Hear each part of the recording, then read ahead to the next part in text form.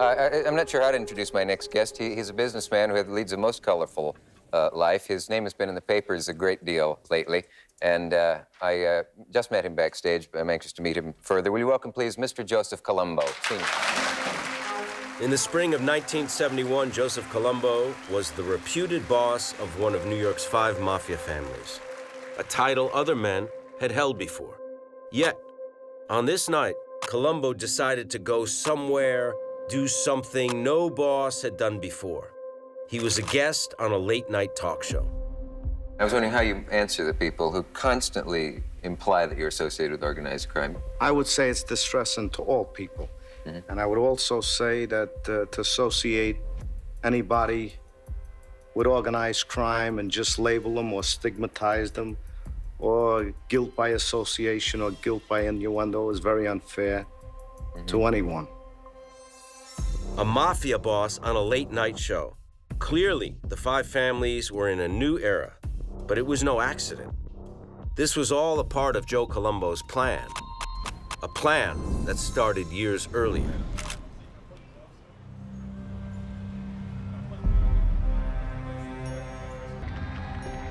The 1960s is a tumultuous decade, to say the very least. There are all kinds of social movements taking place, principally the civil rights movement, where African Americans are demanding equality and full inclusion in American society. You have women, feminists, organizing for equality.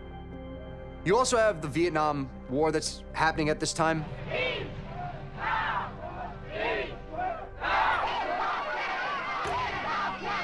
All of these things lead to a lot of Americans during this era no longer trusting the government.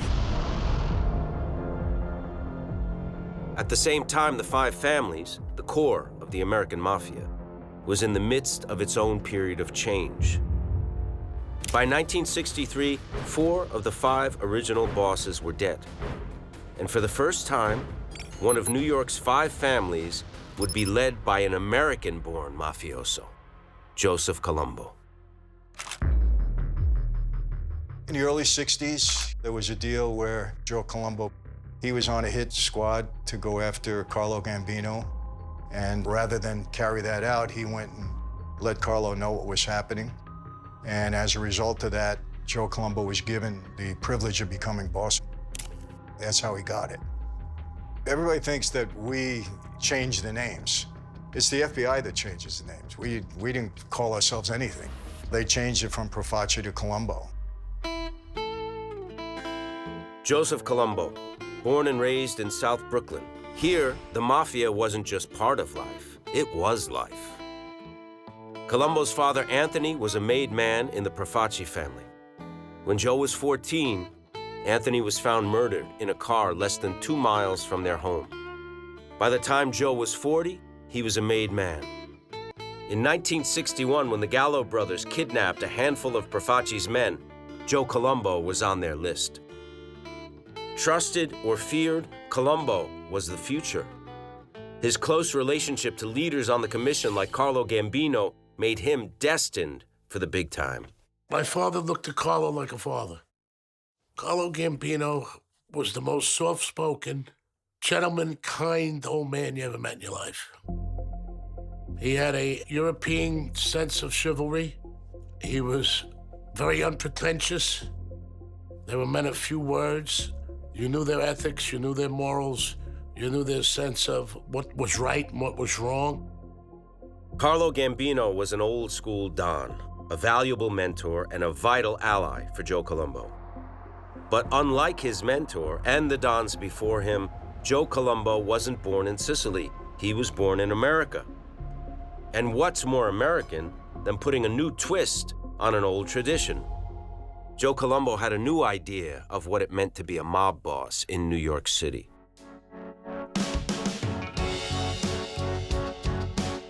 My name is Joe Colombo. I should be treated the same as anybody else. Joe Colombo is just a much more sensible gangster. He's got a funeral parlor. He's got a car dealership. If someone wants to talk business and the cops show up, he's just saying, I'm just showing the guy a car. He's very business-oriented. Joe Colombo was totally innovative about how he wanted to operate. He didn't escape from the media. He welcomed the media. The reality is that Joe Colombo is still running these extortion rackets. His family is still involved in all of these traditional racketeering operations that the family has always participated in. A lot of loan sharking, gambling, union activity. He, strangely enough, had his own gambling operation that he ran, which was very rare for the top guy. Usually their underlings are doing all that, but he actually ran it.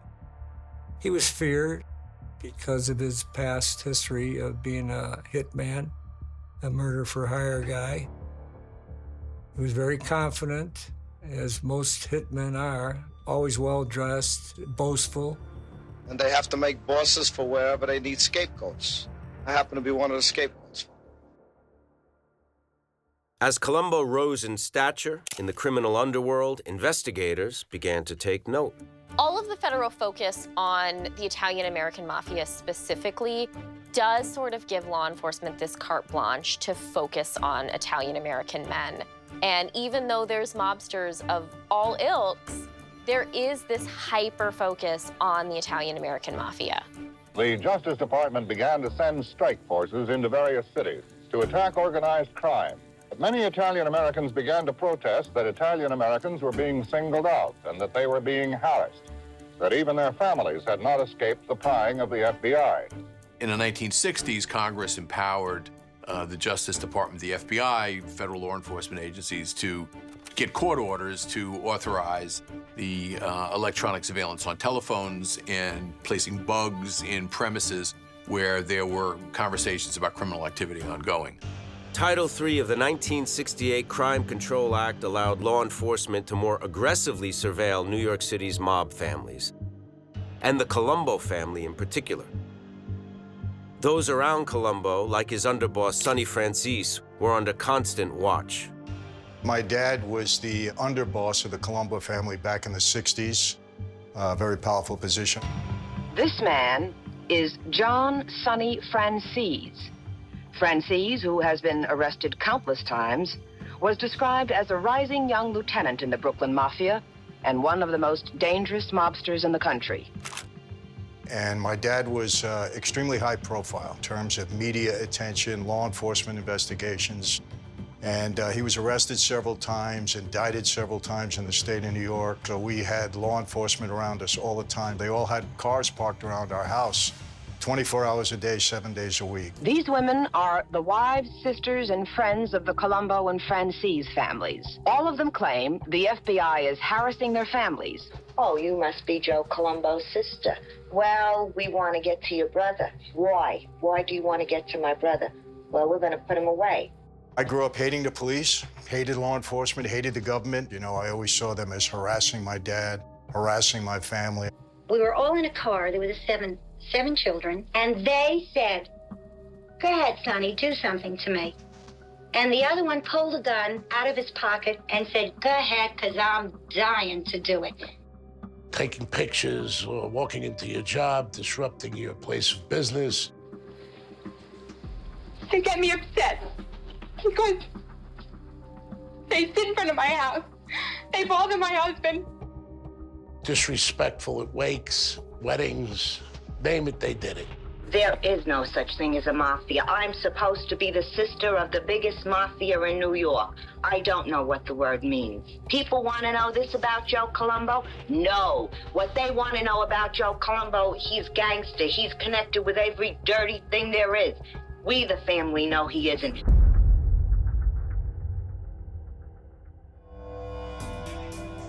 You got to remember, this guy whacked out a lot of other mafia guys. That was his job in the Colombo family, was murder for hire.